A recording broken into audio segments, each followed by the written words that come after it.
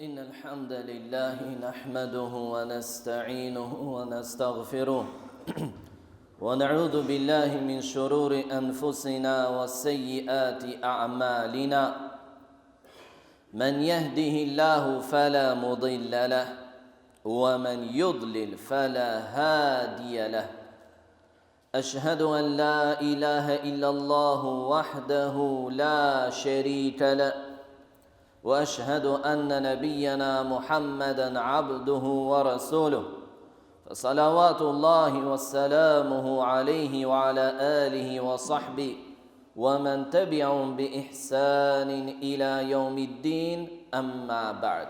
Në vijim me mirësinë e Allahut Azza wa Jall në përjetuam një muaj të begat në të cilin çdo agjërues dhe agjëruese ndjeu afërsinë të Zotit i tij, ëmbëlsinë e besimit, rehatinë e shpirtit kur i nënshtrohet dhe i bindet Allahut të lartësuar. Por muaji i Ramazanit mbaroi, por kjo nuk do të thotë se duhet të ndërpresim atë hov, atë përkushtim, atë zell që patëm në adhurimin e Allahut gjatë muajit të begat të Ramazanit. Ndër adhurimet që përfituan besimtarët është edhe namazi i natës, falja e teravive pas yatsis, apo edhe më vonë konsiderohet namaz natë. Dhe namazi i natës, siç thotë i dërguari i Allahut sallallahu alaihi wasallam, afdalu salati ba'da al-farida qiyamul layl. Namazi më i mirë, më me vlerë pas namazit farz është namazi i natës. Është namazi i natës. Dhe koha e tij është pas namazit të yatsis, fillimi dhe deri në thirrjen e ezanit të sabahut, agimit, është përfundimi i tij. E duke qenë se ky namaz ka vlerë, është i dashur tek Allahu, Allahu i lartësuar i ka përshkruar dhe i ka përmendur dhe i ka lavdëruar ata që e kryejnë këtë gjë në librin e tij, në Kur'an.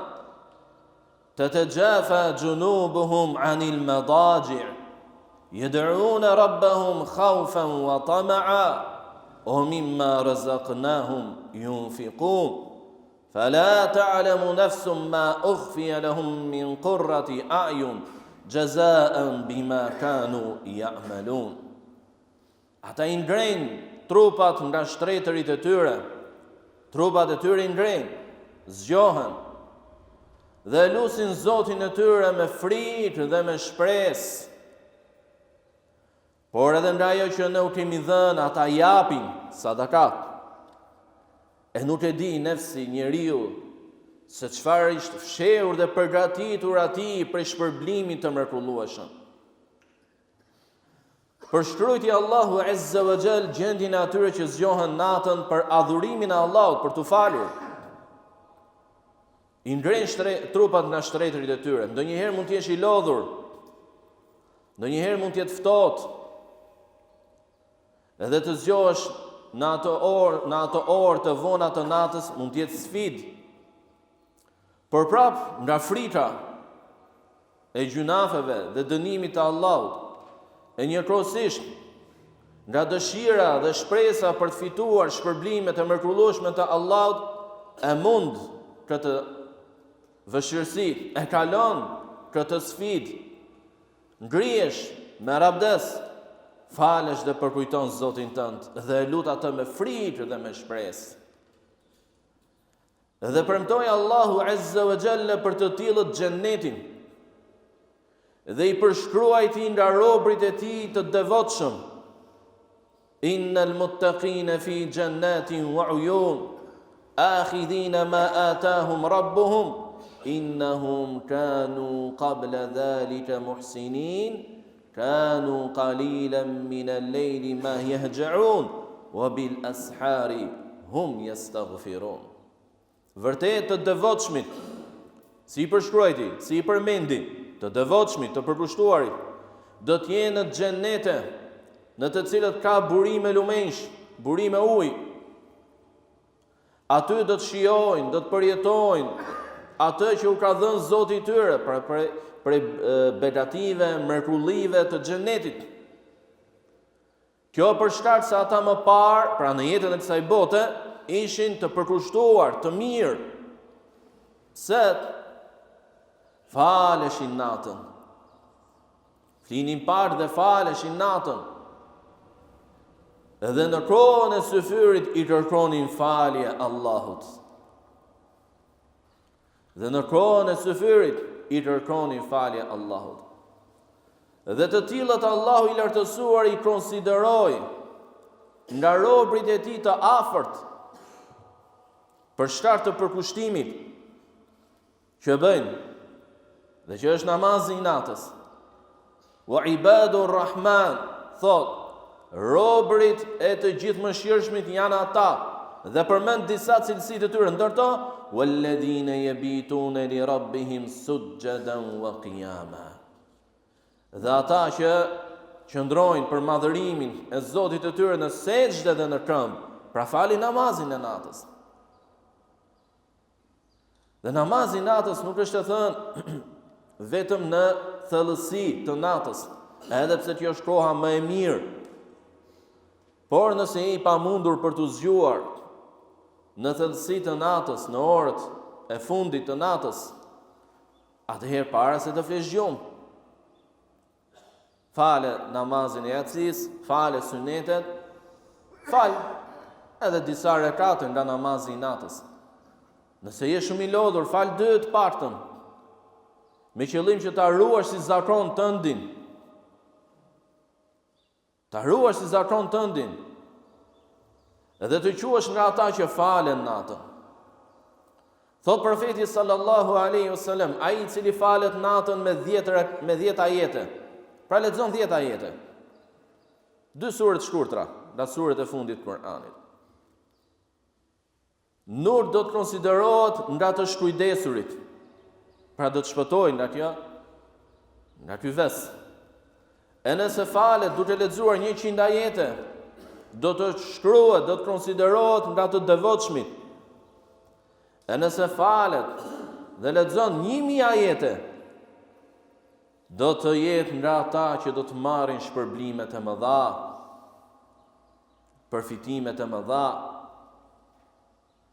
Falja e namazit të natës, që e kryenim gjatë Ramazanit, por që edhe pse nuk është detyrë, nuk është obligim, por për besimtarin dhe besimtaren që janë të zellshëm, që zemrat e tyre janë të përmalluara për shpërblimin e Allahut, e njëkohësisht të frikësuara nga dënimi i tij, ja bëjnë detyrë vetes, ja bëjnë zakon vetes namazin e natës. Profeti sallallahu alaihi wasallam falej aq shumë natën, qëndronte aq gjatë, sa që këmbët e tij u çan. Keni parasysh nga qëndrimi gjatë në këmbë. Lodhet njeriu, lodhet trupi dhe fillojnë ato anomalit, ndërto çarja e këmbëve poshtë, të shputat e këmbëve. Dhe bashortja e tij Aisha radhiyallahu ta'ala anha, Allahu qoftë i kënaqur me të, e pa dhe ndjeu dëmshuri. Dhe i tha: "O i dërguari i Allahut, pse falesh kaq shumë natën, kaq gjatë, ndërkohë që Allahu t'i ka falur gjunat të shkuara dhe të ardhshme?" Profeti sallallahu alaihi wasallam tha: "Afala akunu 'abdan shakura?" A nuk duhet të jem për këtë gjë njëri falendërues, mirënjohës? Pra i dha përgjigjen e robit të bindur dhe të përkushtuar ndaj Zotit të tij në kulmin e përkushtimit, në kulmin e mirënjohjes dhe falënderimit. A nuk duhet ta falenderoj unë Zotin tim për këtë gjë? Dhe Allahu i lartësuar na porositi që modelin tonë më të mirë në çdo gjë të bukur të kemi profetin sallallahu alaihi wasallam. Prandaj merreni model edhe në këtë çështje. Aqulu qawli hadha wa astaghfirullaha li wa lakum ولسائر المؤمنين من كل ذنب فاستغفروا إنه هو الغفور الرحيم. الحمد لله رب العالمين والعاقبة للمتقين ولا عدوان إلا على الظالمين والصلاة والسلام على أشرف المرسلين نبينا محمد وعلى آله وصحبه ومن تبعهم بإحسان إلى يوم الدين. Në hadithe të ndryshme, profeti sallallahu alaihi wasallam ka treguar vlerën dhe shpërblimin e këtij adhurimi, dhe që është namazi i natës. Ka treguar se në xhenet ka banesa madhështore, transparente. Ata që janë jashtë shohin bukuritë e këtyre banesave nga brenda, arredimin që kanë e tjera, stoli të papërshkrueshme, sepse po flasim për xhenetin. Dhe ata që janë brenda nuk pengohen të shohin atë bukuri që është jashtë prej xhenetit. Pra janë gjithmonë në kontakt me bukuritë e mrekullueshme të xhenetit. I thanë, o i dërguari i Allahut, cilët do t'i kenë këto banesa kaq të bukura, transparente? Tha profeti sallallahu alaihi wasallam, janë dhe do t'jenë për ata që e përhapën selamin, ushqyen të varfrit, folën mirë dhe u falën natën kur të tjerët ishin në gjumë. Dhe u falën natën kur të tjerët ishin në gjumë. Namazi i natës është afërsi me Zotin tënd. Thot profeti sallallahu alaihi wasallam se Allahu i lartësuar në fundin e natës zbret në atë mënyrë që i takon madhështisë së tij dhe ai është i përsosur, i përkryeri. Zbret në qiellin e dynjas dhe zbritja e tij nuk është kur si zbritja e krijesave. Dhe thot, a ka dikush që po më lutet, unë t'i përgjigjem lutjes së tij? Po më kërkon diçka, unë t'ja jap atë? Po më kërkon falje, unë t'a fal atë? Dhe tha profeti sallallahu alaihi wasallam, dhe kjo është koha që robi është afër me Zotin e tij. Prandaj kush ka mundësi t'i lutet dhe ta adhurojë në këtë kohë, ta bëj atë. Ta bëj atë. Namazi i natës është zakoni i njerëzve të devotshëm, thot profeti sallallahu alaihi wasallam. E normalisht që ta kesh një zakon tëndin, ndonjëherë është e vështirë, por suksesi vjen vetëm nga Allahu. Nëse ti e bën nijet me sinqeritet, me dëshirë që ta adhurosh dhe ta kujtosh krijuesin tënd me anë të këtij adhurimi, Allahu i lartësuar do ta lehtësojë ty. Tentove natën e parë, nuk arrite, të dytën, të tretën, një javë, nuk arrite, vazhdo. Vazhdo të tentosh, ti lutesh Allahut. Dhe kujdes se ndoshta një gjunah po të pengon. Sepse ky lloj namazi është nderim që Allahu ta jep. Nëse Allahu të mundëson të adhurosh atë në orët e vona të natës, është nderim nga ana e Allahut. Prandaj kujdes, ndoshta një gjunah po të pengon. Ta lodh trupin, pa qenë i lodhur. Ta dëmbelos zemrën. Prandaj kujdes, wa ma tawfiqi illa billah, dhe suksesi im është vetëm nga Allahu. Mos i humbni ato vepra të mira, ato afërsi, ato përkushtim që zhvilluat dhe ndërtuat gjatë muajit të Ramazanit me Zotin tuaj. Vazhdojeni namazin e natës, qoftë edhe 2 rekat. Zgjohesh për namazin e sabahut, zgjohu pak më herët. Sa për të falur 2 rekat. Përpara se të flesh gjumë, pasi të falur Yasin dhe sunetet e saj, merr abdes, se është edhe sunet të flesh me abdes gjumë.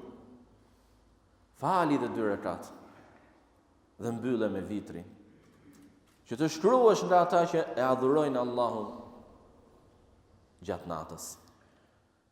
Elusim Allahun Azza wa Jall që të na japi neve sukses për vepra të mira. Na ruaj neve nga gjunahet. E nëse ndodh që të ndohemi dhe bijem në to, na japi neve sukses në pendim të sinqert dhe largim prej tyre. Elusim Allahun e madhëruar ta pranojë agjërimin ton, namazin ton, adhurimet, lutjet dhe pendimet istighfaret që kemi bërë. Elusim Allahun Azza wa Jall ta bëj agjërimin ndërmjetësim për ne në ditën e gjykimit. Elusim Allahun e madhëruar na lehtësoj neve hyrjen në xhenet, na bëj neve për atyre që do të hyjnë në xhenet pa dhënë llogarit dhe pa përjetuar më parë dënim. Të zbresin mbi ne mirësinë, begatin, faljen, mëshirën dhe mirëqenie prej Tij. Të largojnë nga ne dhe nga ky vend zemërimin dhe ndështimin e Tij. Ti udhëzoj të afërmit tanë, ta udhëzoj këtë popull dhe ta pastroj këtë vend nga njerëzit e ligë dhe veset e shumta që janë përhapur. Elusim Allahun e madhëruar që drejtimin e çështjeve tona, udhëheqjen e vendit, t'ja lë atyre që i frikësohen atij dhe që e duan dhe e mëshirojnë popullin e tyre. Elusim Allahun e madhëruar të na ruaj dhe të na mbrojë nga udhëheqja e zullumqarëve, t'i largoj ata prej nesh, ta rrëzoj dhe ta thërmoj pushtetin dhe pasurinë e tyre. Elusim Allahun e madhëruar t'i shëroj të sëmurët tanë, t'i ndihmoj nevojtarët nga ne, t'i udhëzoj të humburit nga ne, t'i ruaj dhe t'i mbroj muslimanët kudo që janë, t'i ndihmoj ata kundër armikut të tyre dhe armikut të Tij. Allahumma salli ala Muhammedin wa ala ali Muhammed, kama sallaita ala Ibrahim wa ala ali Ibrahim innaka Hamidun Majid. Wa barik ala Muhammedin wa ala ali Muhammed, kama barakta ala Ibrahim wa ala ali Ibrahim innaka Hamidun Majid. ولو أنهم فعلوا ما يوعظون به لكان خيرا لهم وأشد تثبيتا وإذا لآتيناهم من لدنا أجرا عظيما ولهديناهم صراطا مستقيما وأقيموا الصلاة